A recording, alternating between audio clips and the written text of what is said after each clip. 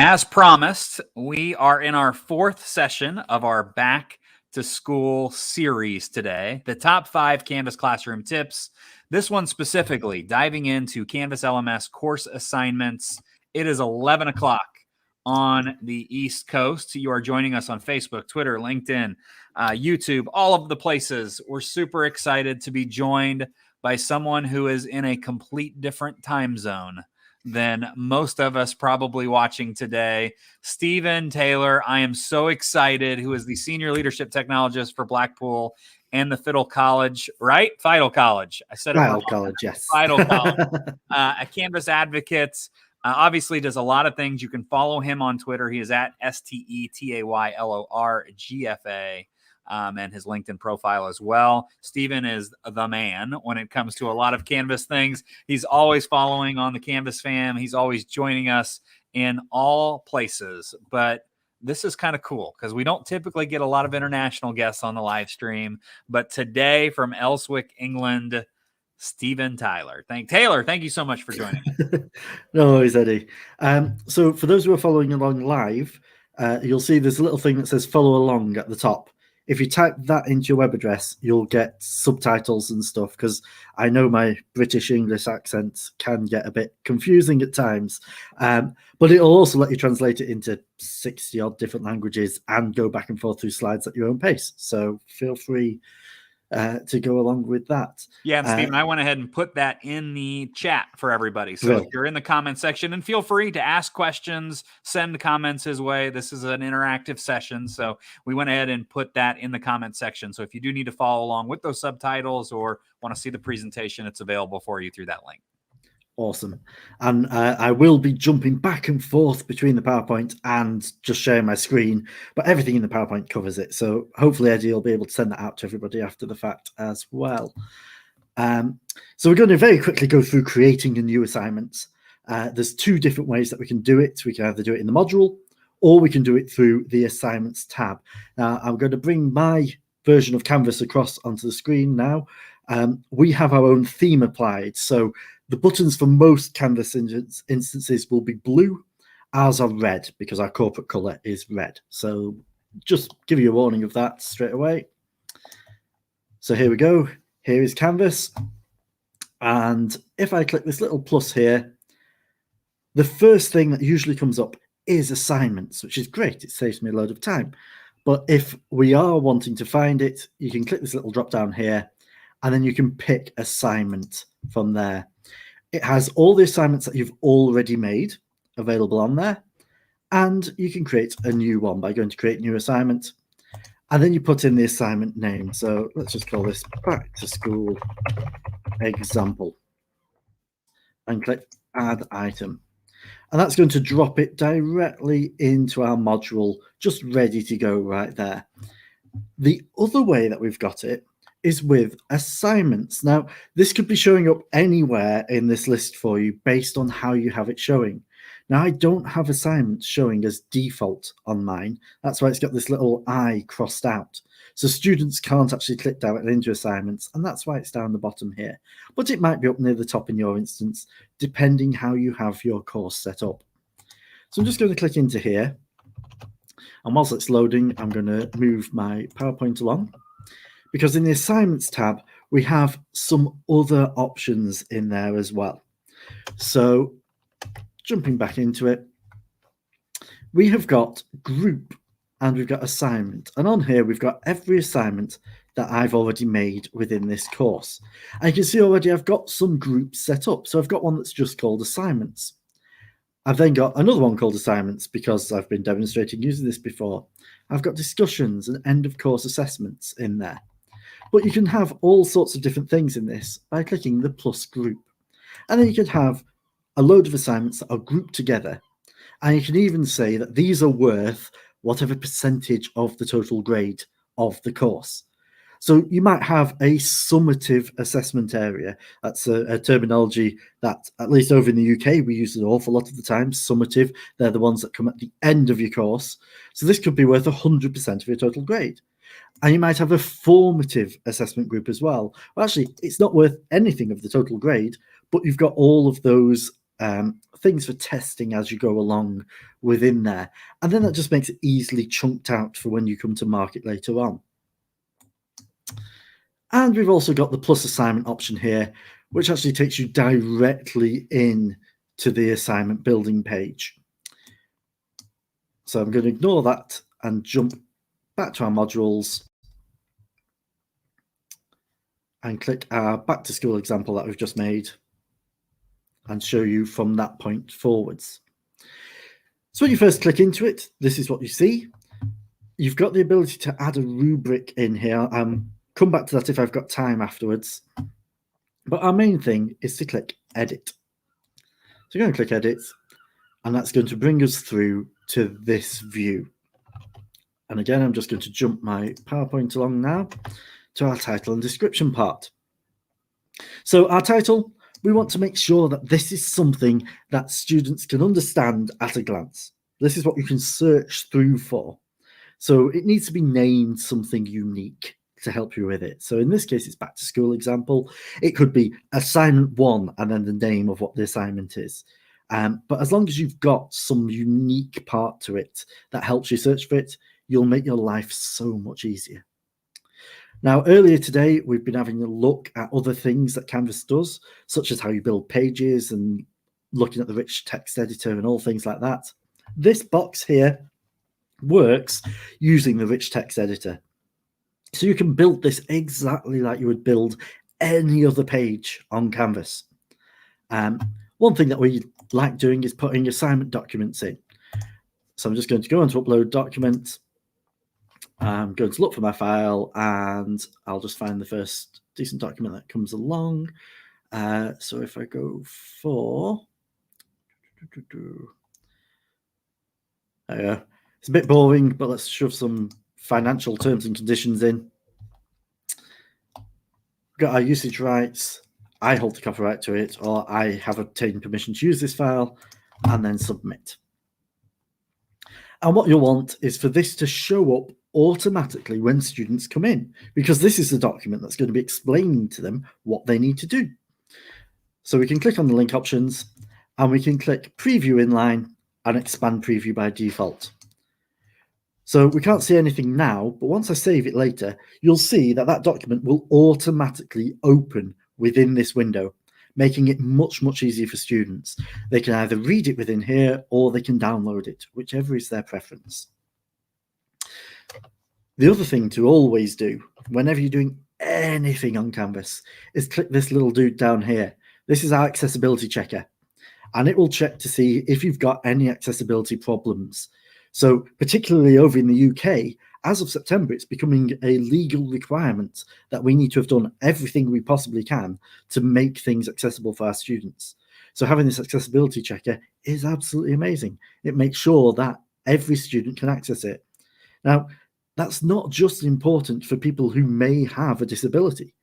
It also means it makes it a lot easier for those who haven't got disabilities as well, because they're not having to process as much when they're using your course. So just moving the PowerPoint on again. Our next bit are points, groups, and display grade as. So points kind of speaks for itself. Even if it's something that you're just planning on having as complete or incomplete, it's always a good idea to have this as at least 1 at all the time. 0 can get a bit confusing when you're looking in the grade book later on. So I always like to have it as at least 1. We talked about the assignment groups before. This is where you can choose where you want to put them in that assignment group, or you can create an entirely new one, depending on what you're wanting to do. And then we've got our display grade as. And this gets a little bit more confusing. There's quite a few different parts to this one. So as I click down here, we've got percentage. Speaks for itself. If you're using percentage, set the points to 100.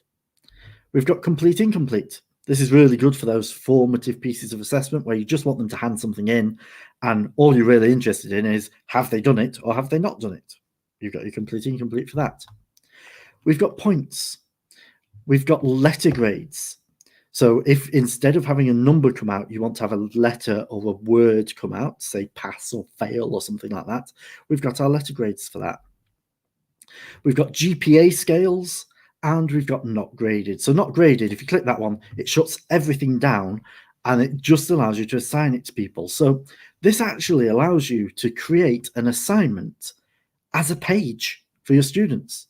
Sometimes you've got some content that you only want to be seen by certain groups of students, but not by everybody. You can come into assignments, you can set it to not graded, and then this allows you to set something that can only go to those students because you can assign it to them. So say I didn't want my 2021 section to see this, but I did want my 21-22 section.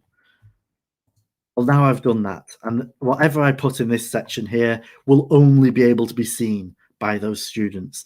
It makes life so much easier for when you're wanting to be specific with content. Going into the letter grade one, we do have lots of stuff for grading schemes in here. So you're actually able to come in and build your grading skills for it.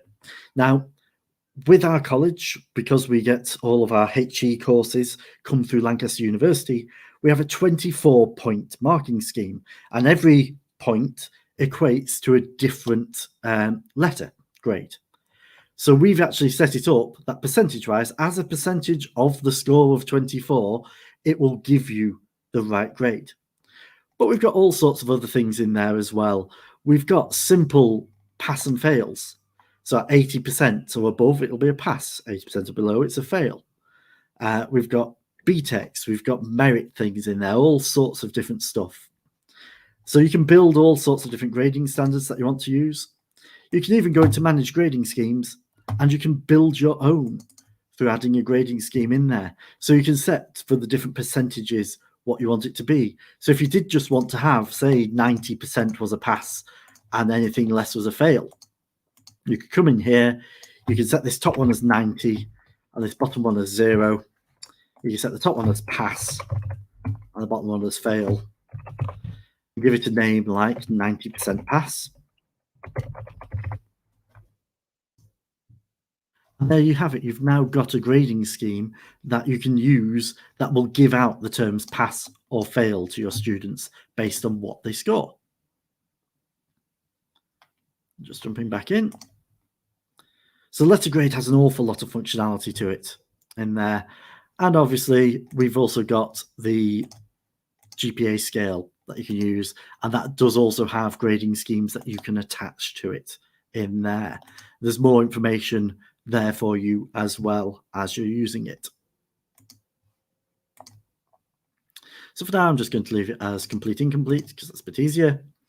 And I'm going to move down to submission type. So again, we've got the option for no submission. So if they're not handing anything in, you're just wanting to have a place where you can say whether they've done something or not. You've got that available here. And the students won't have anywhere to submit anything on this. There's also on paper, same sort of thing. If they're doing something physically for you, if they're handing something physically in, this then gives you a place where you can actually mark them on Canvas. So they can have their feedback there. They can have the back and forth conversation with you, even about things that they've handed in physically to you.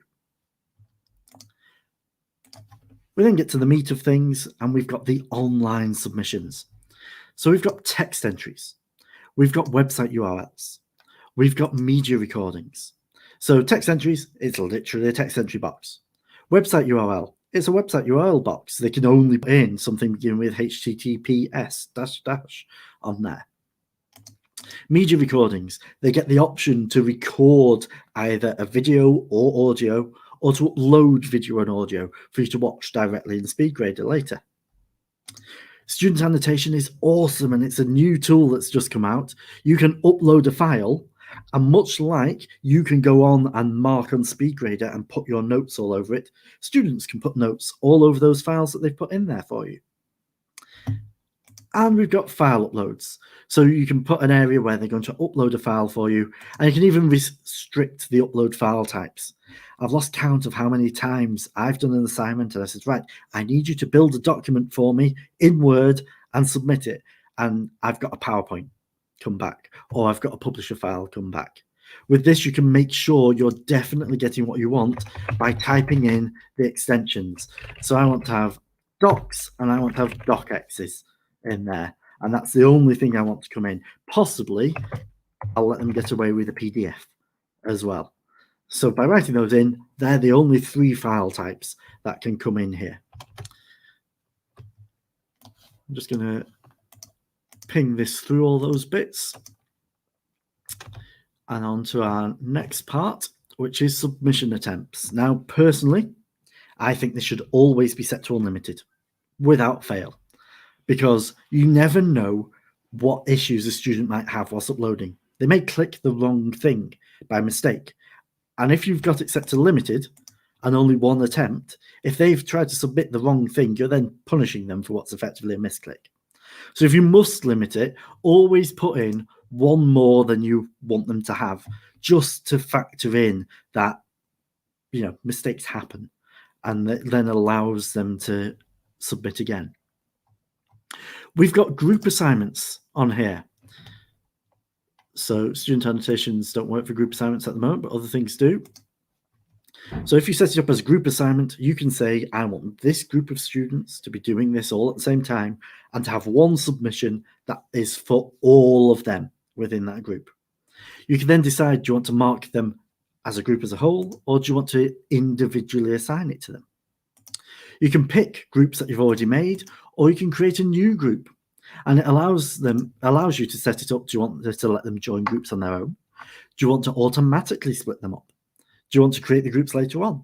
So you've got lots of different options here for creating groups for students to do group assignments for you. Because we all know collaboration is key with students.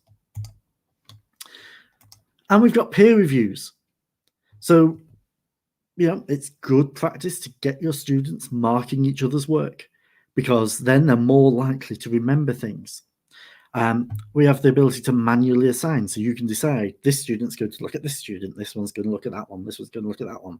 And to start with, that's definitely what you want to go with, at least until you've got comfortable with your class and your class have got comfortable giving peer reviews together.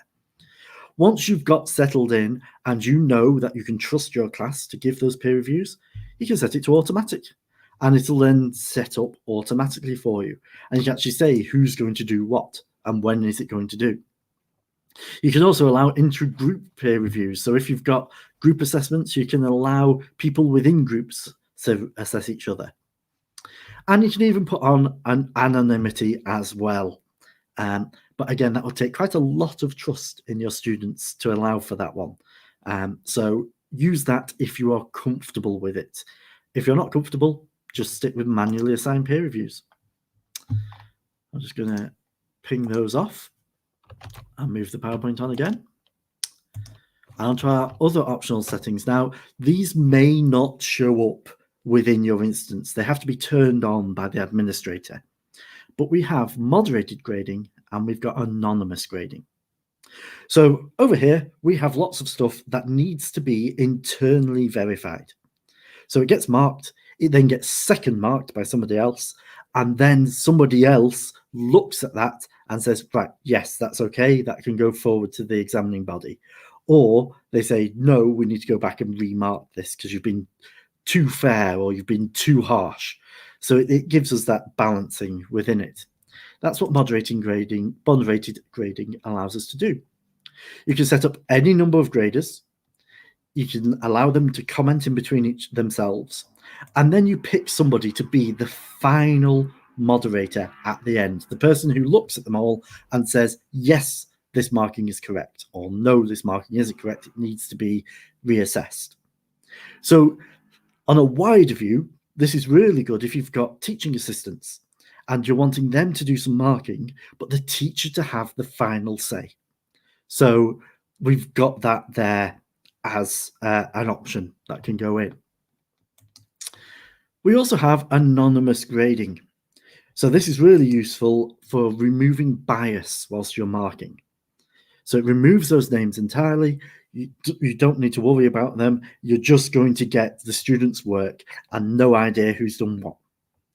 But after you've done the marking, you'll want to come back in and turn that off, because otherwise your grade book blanks out and you're not sure who's got what grade because it's remained anonymous.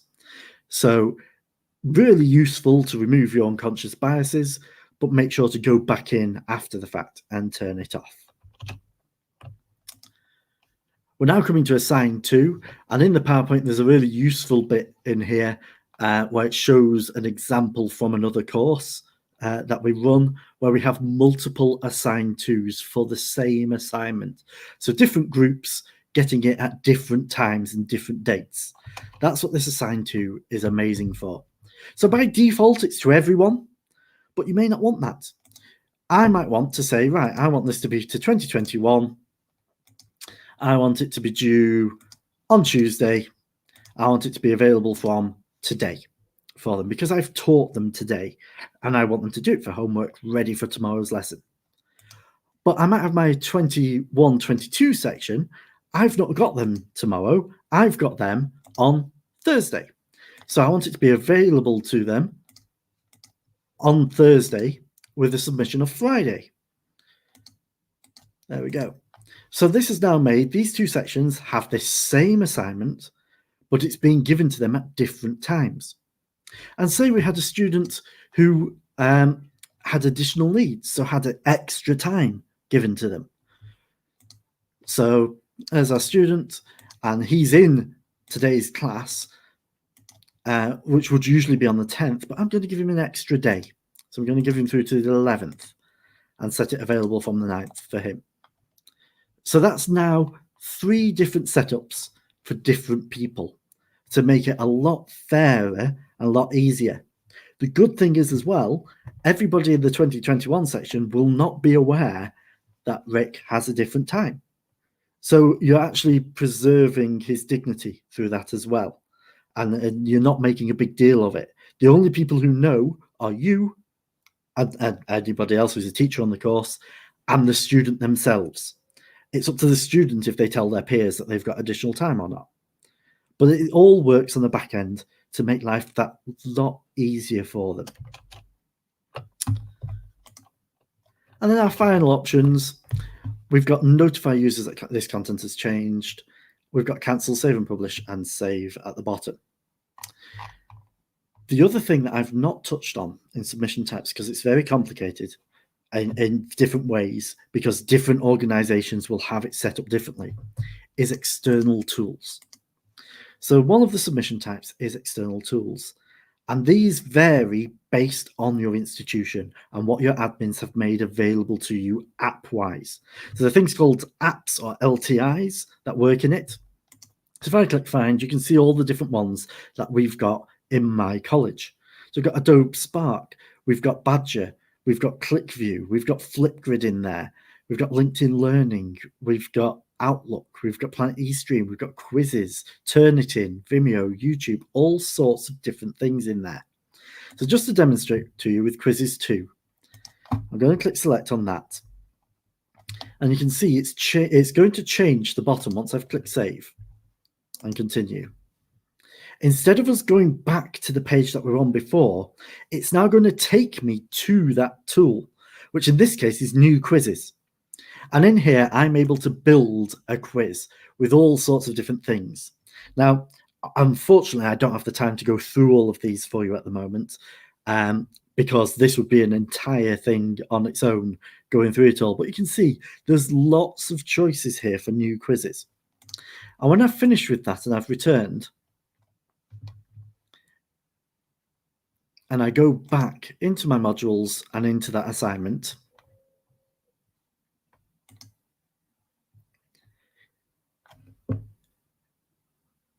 it's now going to automatically bring me to the edit page. And at the bottom, our options have changed. So I've got save and publish still there, but I've now also got build, which is going to take me to that external tool to set up what I need to set up. So various external tools will change how this looks. So to show you another example, if I swap it to ClickView, which is similar to Canvas Studio in that it's a video-based thing, and then I click save on that.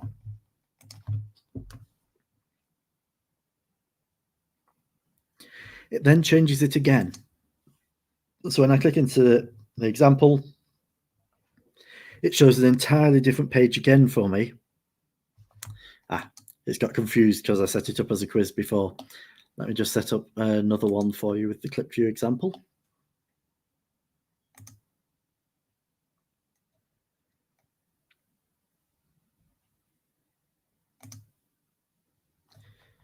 Looks like my computer has decided to go very slow all of a sudden, which is always great. That's the way it works, right, Steven? When you're in the middle of hello, Eddie.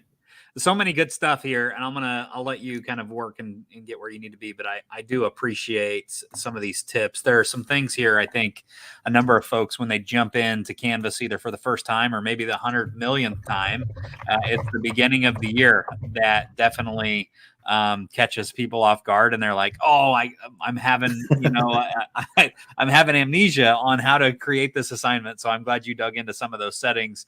The editing assignment, which I think you're going to dig a little bit more into as well, is something I think a number of folks would get some use out of. Especially, I know there's always questions about, well, I've edited an assignment and some folks have already taken it.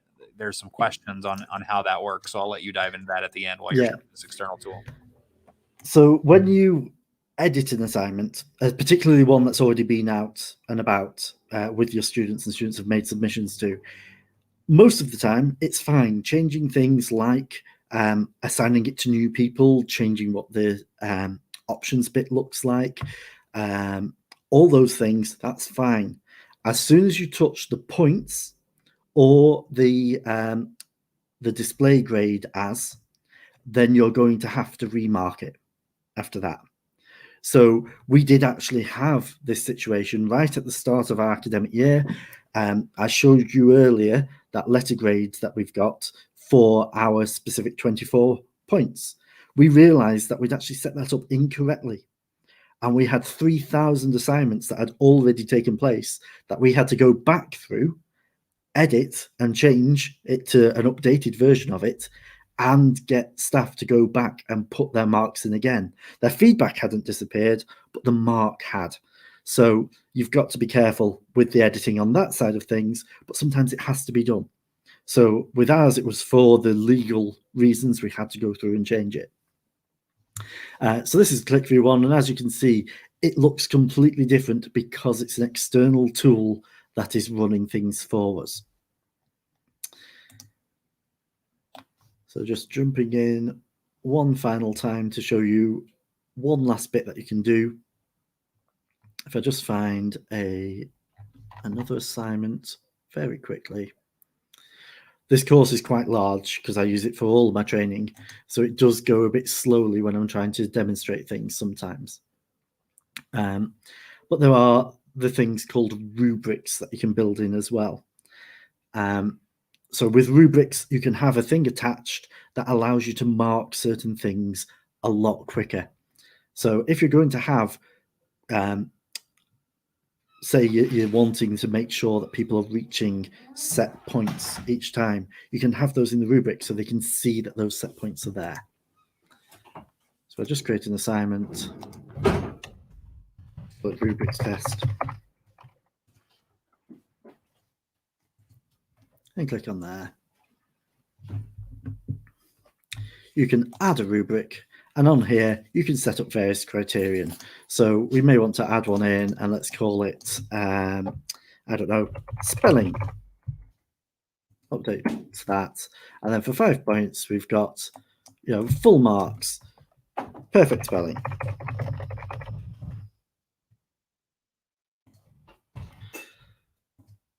And then I want to add another one in for 3 points, and I want to have this as almost there. And then no marks as see me. So this will pop up for all students, and you'll be able to mark using this as well. And you can put comments on it and all sorts of things as you are marking. You've got different options here. So you can have freeform comments, you can have scores on it, you can set it up for grading, all sorts of different things on there that you can use with your students to make marking easier for you and easier to follow for them. So that's covered pretty much everything that needs to be covered on assignments for you. The only other thing that we've got is this mastery paths, which again, we could go on for a whole other session on this one, but you are able to set up based on how people have scored on an assignment. You can unlock other parts of the course for them. So if they've scored well, you'll want to give them something that might stretch and challenge on them. If they've scored poorly, you might want to give them something that actually helps them revise and do better next time. But it brings out all these different options for you. But again, that would be an entirely other 20, 30 minutes. I could talk on that one for you. So for now, I'll just highlight it as an option that is there. So with that, it just leaves me asking, are there any questions in the comments chat? If there is, no one was paying attention. That's what I normally like to say. Yes, if you have any questions, throw them in the chat. Stephen Taylor from Blackpool and the Fidel College. Filed. Oh my gosh, I do it all the time. I'm like, there's no I. What am I doing? That's what happens when Eddie tries to say the colleges in England. You want any chart of that? Check out some of the pronunciations in the podcast. You are absolutely fantastic. Thank you so much for giving us your time today and talking about assignments. It's a huge topic. Those that are joining on Facebook, YouTube, Twitter, all of the things, please share these with all of the Canvas family across the world. If you know folks, make sure you retweet them, send it their way, because this assignment section was so robust. I'm already seeing I was making notes as we went because I'm pulling out sections for a number of my friends that have asked, how do I do this again? And where is this at? I'm like, I'm just sending them this link at this timestamp, right? Lots of comments coming in. Obviously, Sky says, great presentation. Enjoy learning with you today. Thank you so much. And as always, if you have any questions, please send our way through all of the comment sections. We'll be sure to get back with you. Appreciate it. A great session to start as we start the school year. Another thank you coming in from Christy. As always, join us again. We have one more session today, one more session in our back to school kind of finale, which is, if I scroll far enough, I do know it by heart, but I want to make sure I get the details right. Getting to know SpeedGrader with my good friend Jamie Jackson, who is somebody in our learning services department that I know extremely well, who's a fantastic presenter. Really excited to have her join us today. The best kept secret in Canvas LMS is the SpeedGrader, and using that tool to be more efficient in your grading, using your assignments. It is, I think, the thing that should be in your ultimate teacher toolbox while you're using Canvas LMS. And Canvas has just made it so much better as well by adding comment banks. So, I know. Listen, we don't like to make, I said this the other day in a keynote I was doing. Canvas isn't in the game to make your lives harder, right? Like, our job is to make sure that you are a more efficient teacher and that we give you tools to really make life simpler in this game of education. And another thank you coming in from Jessica. Fantastic. Love to see those. But that session is coming up at the top of the next hour. That would be 12 o'clock Eastern Daylight Time. If you're on the East Coast, at noon, the lunch hour, we're going to wrap things up with SpeedGrader. Also, make a shameless plug. We have a Canvas chat tonight on Twitter. # Canvas chat. It's at 7 p.m. Eastern Time. Can't wait to see you there. We're just kind of wrapping up the day of all these live streams. Stephen Taylor, thank you. Definitely. Yeah, thank you so much for joining once again, and we hope everyone has a great day. Thanks. See you later, everybody.